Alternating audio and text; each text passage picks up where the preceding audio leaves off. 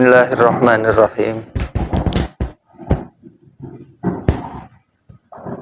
Bismillahirrahmanirrahim. Assalamualaikum warahmatullahi wabarakatuh. Bismillahirrahmanirrahim. Alhamdulillahirabbil alamin. Nahmaduka Allahumma rabbana kama amartana an nahmad wa nusalli wa nusallim ala sayyidina wa maulana Muhammad wa ala alihi wa sahbihi wa man tabi'ahu ila yaumil liqa'illahil ahadis samad amma ba'du. Alhamdulillahirabbil alamin.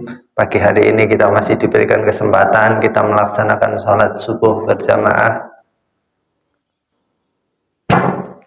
Tadi malam kita juga sudah diberikan kesempatan untuk melaksanakan sholat tarawih berjamaah. Ada sebagian kita yang menambah, dan sholat sunnah yang lain minimal kalau kita sudah ketemu isya sama subuhnya dengan jamaah, menurut Syekh Nawawi Bantani itu adalah tingkatan paling rendah dari seorang yang menghidupkan malamnya, katanya seperti itu, dengan berjamaah di waktu isya dan subuh. Alhamdulillah rabbil alamin, kita masih diberikan tambahan lagi oleh Allah, diberikan kesempatan melaksanakan taklim.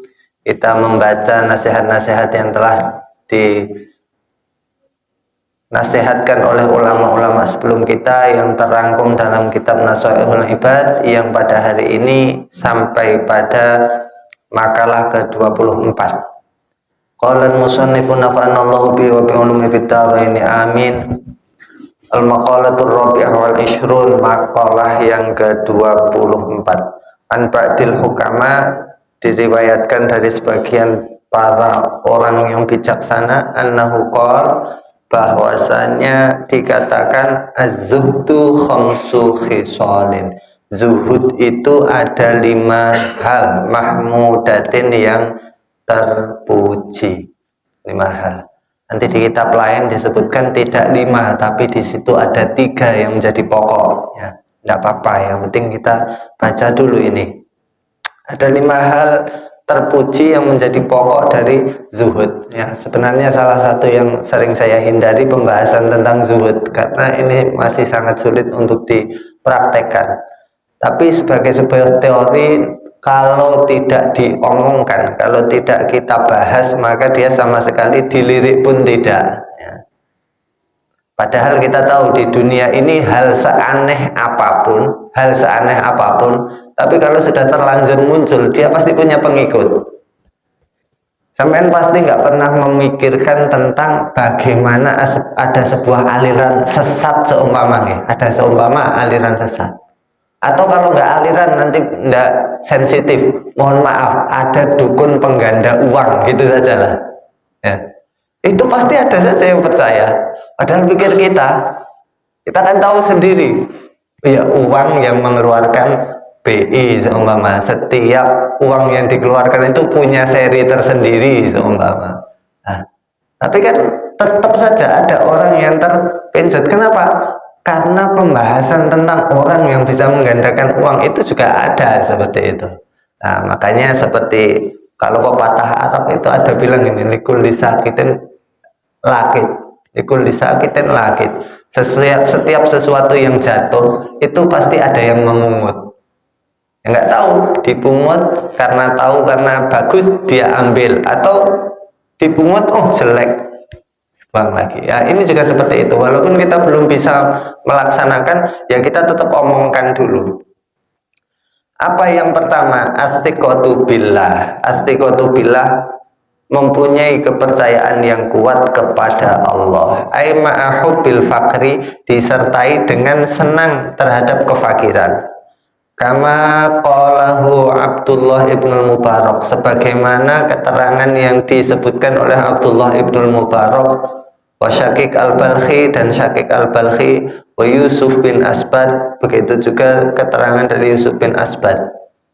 Wa hadza, dan percaya kepada Allah, min amarati zuhdi, adalah tanda-tanda dari zuhud. Kenapa kok yang pertama disebutkan itu adalah percaya kepada Allah Subhanahu wa ta'ala, yakin kepada Allah ta'ala? Fa'innahu, karena sesungguhnya seseorang layak wa tidak akan kuat al-abdu seseorang ala zuhdi untuk berlaku zuhud illa bisikoti kecuali dengan mempunyai keyakinan billahi ta'ala kepada Allah subhanahu wa ta'ala.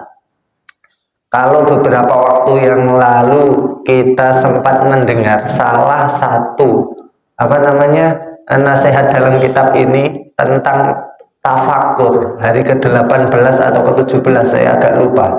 Itu salah satunya, ketika kita tafakur tentang ayat-ayat kekuasaan Allah, itu dia akan menumbuhkan atiqatu billah, ya, yakin kepada Allah subhanahu wa ta'ala.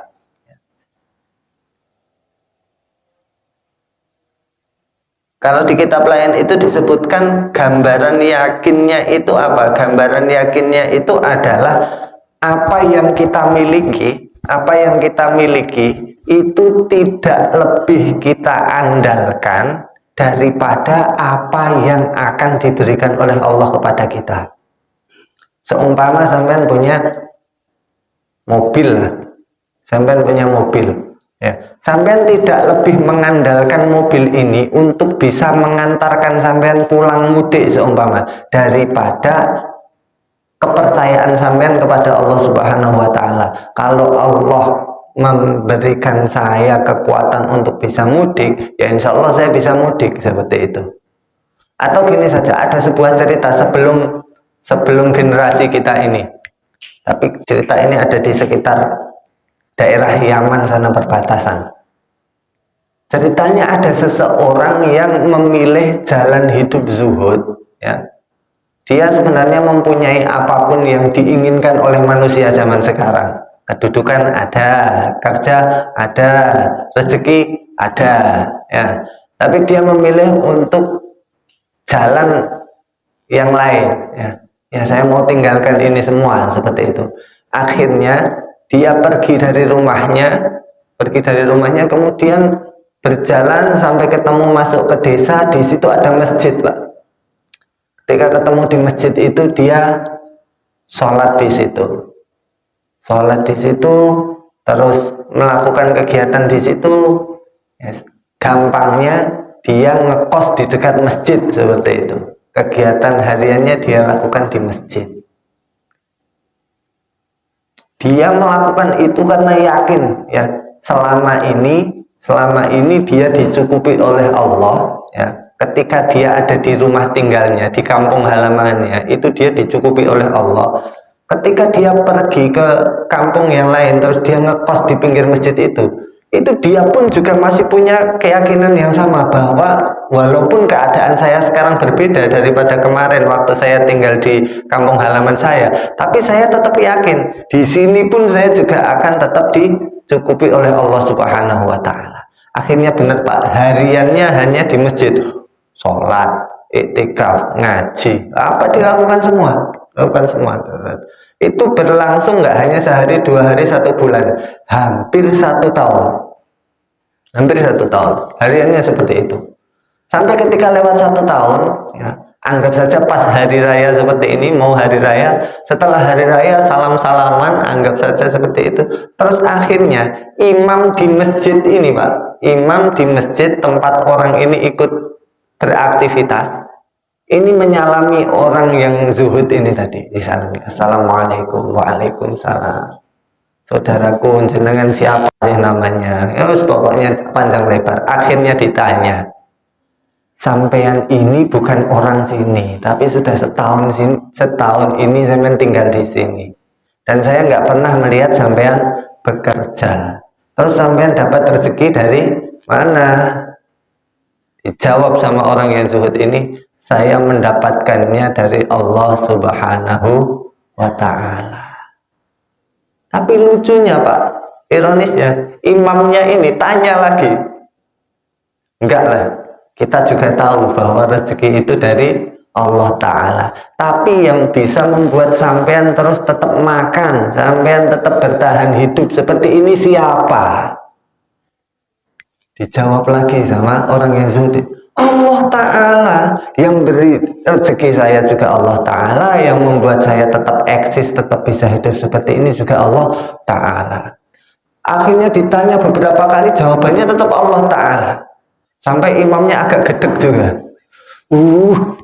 Iya, semuanya itu dari Allah Subhanahu wa Ta'ala. Tapi yang jelas, bikin sampean tiap hari tetap bisa makan deh. Siapa?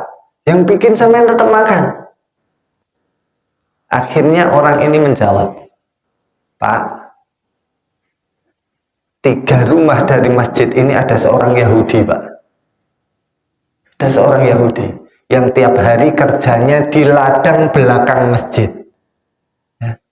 3 rumah dari sini ada seorang Yahudi yang kerjanya di ladang belakang masjid. Orang Yahudi itu karena tiap hari lewat sini dan tiap hari lihat saya ada di masjid ini, dia itu terketuk hatinya. Akhirnya suatu saat dia tanya kepada saya, Pak, sampean berkenan nggak kalau pagi saya bawakan roti untuk sekedar mengisi perut sampean? Lah, Yahudi itulah yang memberi saya roti, sehingga kebutuhan yang paling pokok dari diri saya yaitu makan terpenuhi. Akhirnya imamnya bilang apa, Pak? Lah, kalau seperti itu saya nggak tanya lagi. Imamnya bilang, lah kalau seperti itu saya nggak tanya lagi. Akhirnya si zuhud ini marah, Pak. Si orang yang zuhud ini marah. Pak Imam, sampean itu imam model apa kalau bahasa kita? Ketika saya bilang yang memberi rezeki saya itu Allah, yang membuat saya tetap eksis ini adalah Allah, sampean nggak terima dan sampean seakan-akan itu belum jawaban. Tapi ketika saya bilang bahwa yang ngasih rezeki saya itu adalah orang Yahudi yang tiap hari bertani di belakang masjid ini, sampean baru percaya dan baru yakin bahwa saya itu bisa hidup karena dikasih roti sama Yahudi itu tadi. Akhirnya orang yang zuhud ini, saya sudah sholat di sini 1 tahun dan bermakmum sama sampean. Berarti hari ini, mulai hari ini, sholat saya yang 1 tahun itu akan saya kodok karena saya nggak mau makmuman dengan orang yang punya iman seperti itu. Nah, ini ceritanya bahasa kita ya ironi sekali ketika dikatakan bahwa bagaimana sampean tetap hidup, dijawab saya diberi rezeki oleh Allah, saya bisa tetap eksis karena Allah. Si imam itu nggak percaya, tapi ketika dikatakan bahwa saya tetap bisa makan karena dikasih oleh orang Yahudi, orang ini baru percaya. Lah, itu kalau kaitannya dengan yang pertama, as-siqatu billah ini sama sekali tidak menjadi napa jenenge, tidak menjadi apa ya maksudnya, tidak menjadi bahasan utama. Seakan-akan yang membuat kita tetap hidup itu adalah hal-hal yang sifatnya kebiasaan, sifatnya materi. Kalau nggak makan ya nggak hidup. Nah, seperti itu. Kita kan kadang terjebak seperti itu. Padahal ada makhluknya Gusti Allah yang lebih tua daripada kita, malaikat nggak pernah makan ya tetap hidup. Kan seperti itu sebenarnya. Nah, ini pertama, sifat pertama dari orang yang zuhud itu tidak seperti kita. Kalau kita kan kalau belum tahu sebabnya, kita masih belum yakin kan seperti itu. Alah, kita semua seperti itu, hampir semuanya. Makanya kata siapa ya? Ada nasihat itu disebutkan seperti ini. Semakin mundur waktu atau semakin modern keadaan, itu ketawakalan seseorang akan semakin tipis. Kenapa? Karena ilmu pengetahuan semakin bisa menyingkap A, B, C, D, E, F, G, sehingga semuanya itu full hitung-hitungan. Kalau gini nanti akan gini, kalau gini nanti akan gini. Nah, seperti itu. Padahal yang paling utama adalah as-siqatu billah, punya keyakinan kehadap Allah Subhanahu wa Ta'ala. Yang kedua, wat tabarri anil khalqi. Yang kedua, membebaskan diri dari makhluk. Wa huwa kama qala Abu Sulaiman Ad-Darani, dan ini sesuai dengan definisi dari Abu Sulaiman Ad-Darani yang beliau mengatakan az-zuhdu tarku ma yushghilu anillah. Zuhud itu adalah meninggalkan semua hal yang bisa melupakan kita terhadap Allah atau menyibukkan kita terhadap Allah. Itu zuhud. Orang yang zuhud itu walaupun secara jasad itu juga bareng sama orang-orang seperti ini, tapi mereka nggak pernah lepas dari Allah Subhanahu wa Ta'ala. Dan sebenarnya itu normal, dan itu sebenarnya normal karena dalam hadis qudsi itu disebutkan gini, ya bena Adam, wahai anak Adam, khalaqtul aqwana kullaha li ajlika. Saya ciptakan semua alam semesta itu li ajlika, untuk kepentinganmu. Jadi semua alam semesta itu diciptakan oleh Allah menjadi sarana bagi kita. Yang namanya sarana berarti alat toh.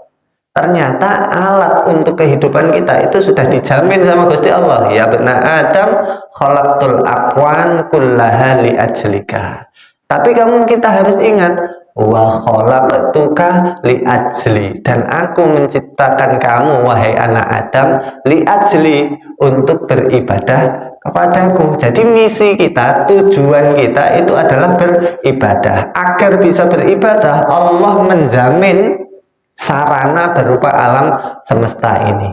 Terus penutup dari hadis ini bilangnya gimana?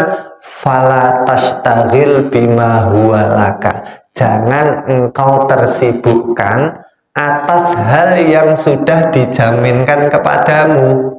Aman antalahu, sampai engkau lupa atas kewajiban utamamu.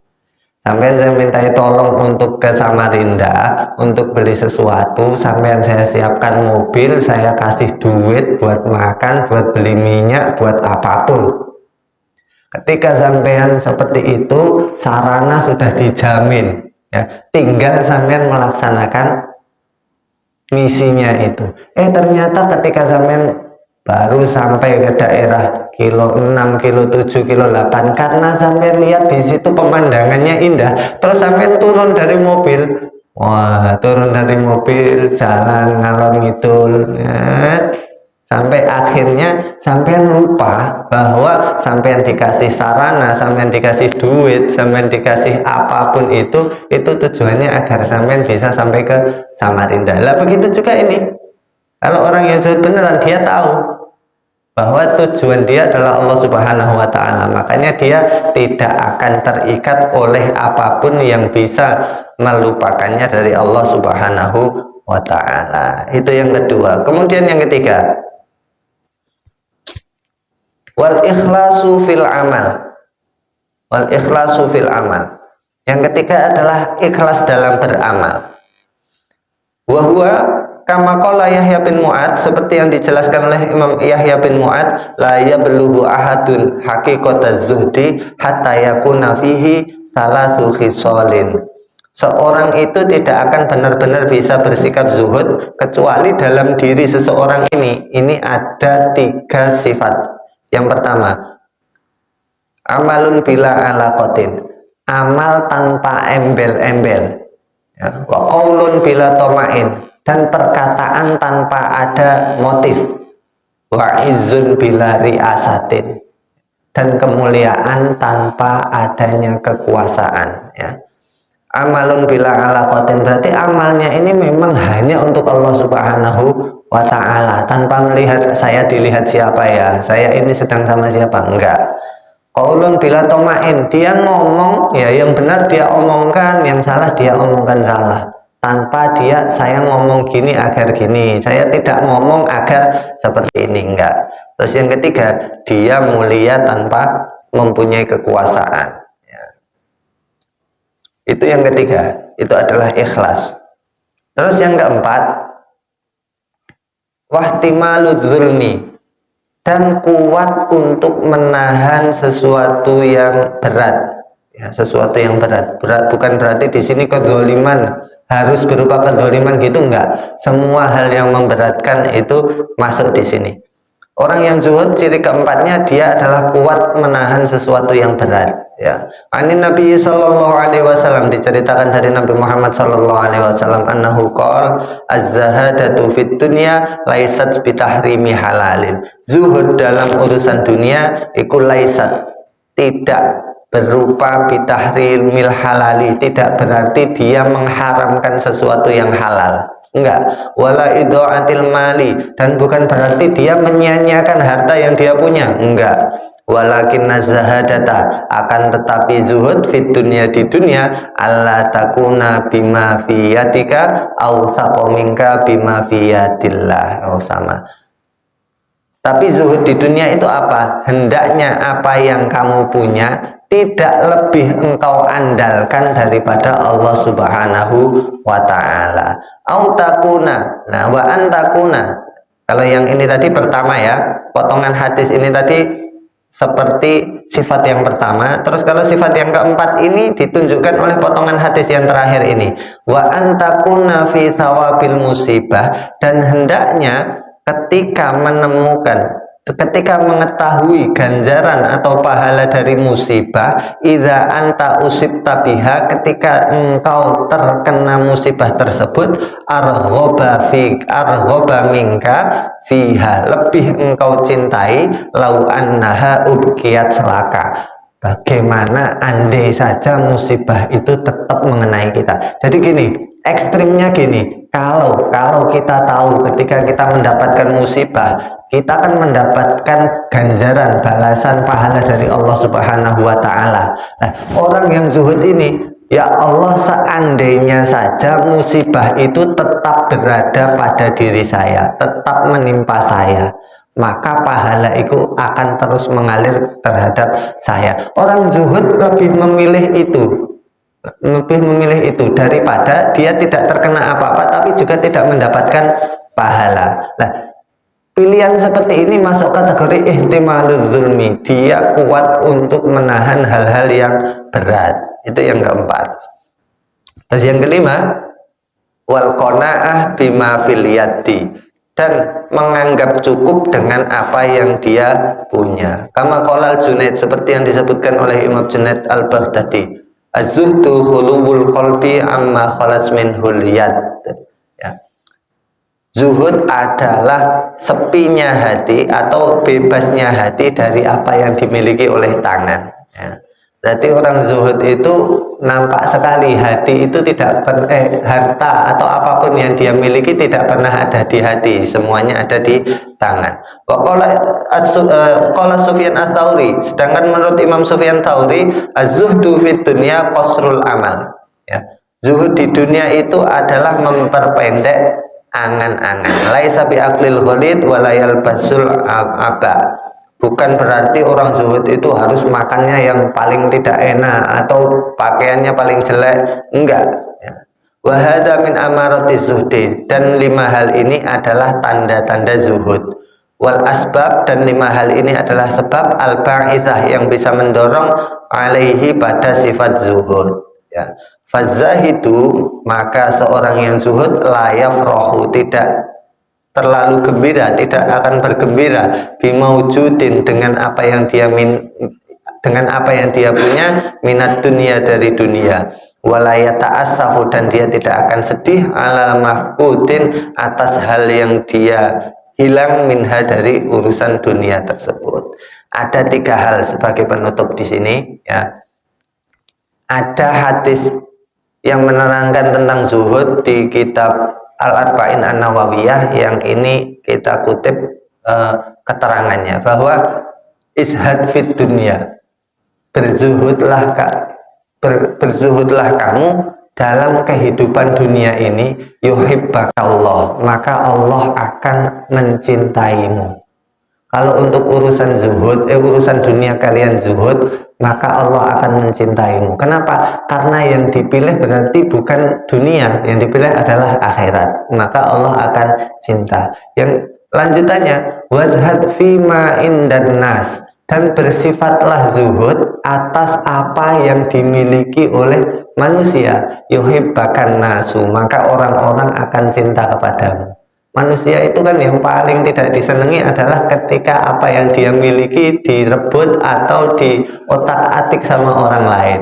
Tapi ketika kita berzuhud, bersikap zuhud atas apa yang dimiliki orang lain, tentu saja orang ini tidak merasa kita rugikan, tidak merasa kita ganggu, sehingga orang-orang ini akan mempunyai simpati kepada kita. Nah, dalam penjelasan hadis tersebut, ya, kalau di kitab ini disebutkan 5, di kitab ini hanya 3. Yang pertama apa Pak?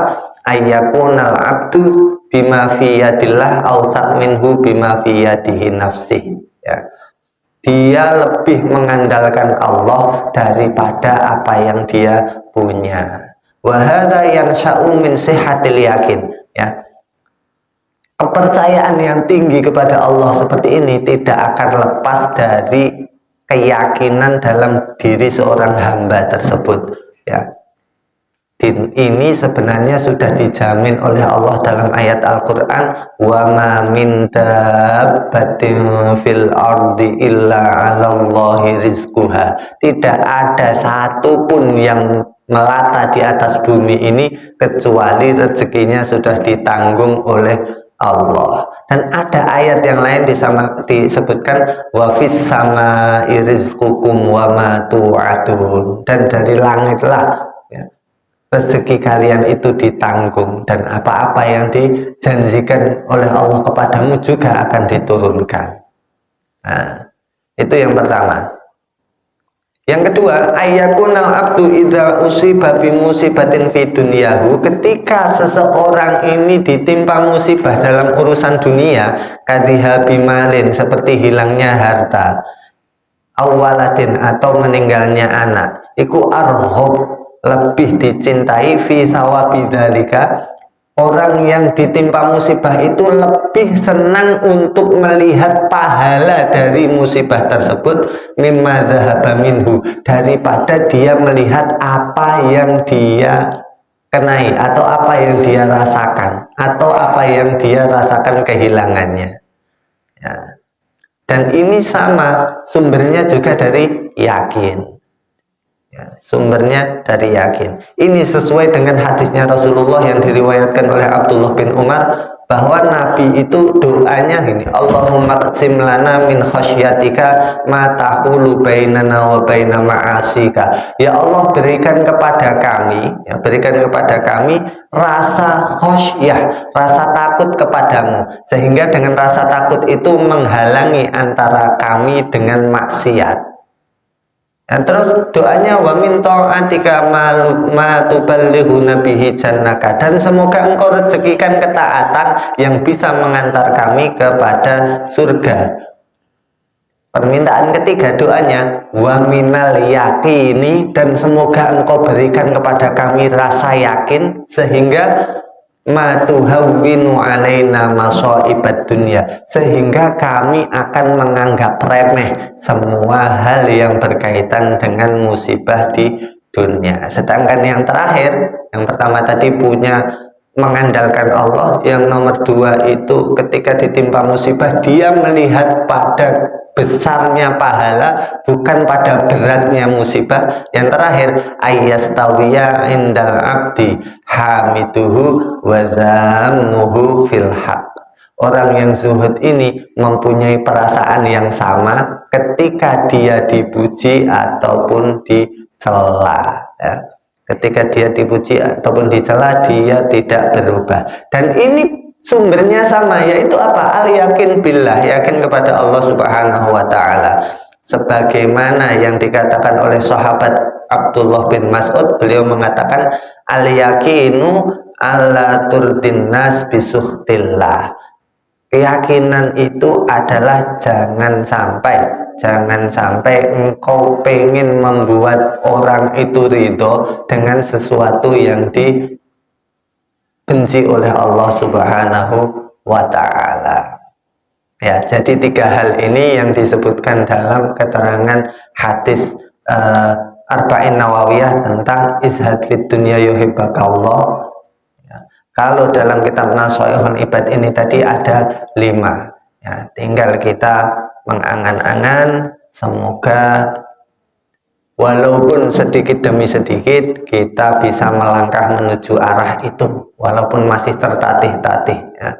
Karena berjalan menuju kebenaran itu tidak boleh menunggu kesempurnaan ya. Dengan keadaan kita seadanya seperti ini, siru ilallah urjan wa makasir ya, berjalanlah menuju Allah walaupun dalam keadaan pincang sekalipun ya. Kita kan keadaannya masih pincang, tapi jangan nunggu untuk wah kita harus sempurna dulu baru menuju kebaikan. Enggak, jangan. Mumpung kita masih diberikan kesempatan, kita melakukan itu. Wallahu a'lam bishawab. Banyak kesalahan kami mohon maaf yang sebesar-besarnya.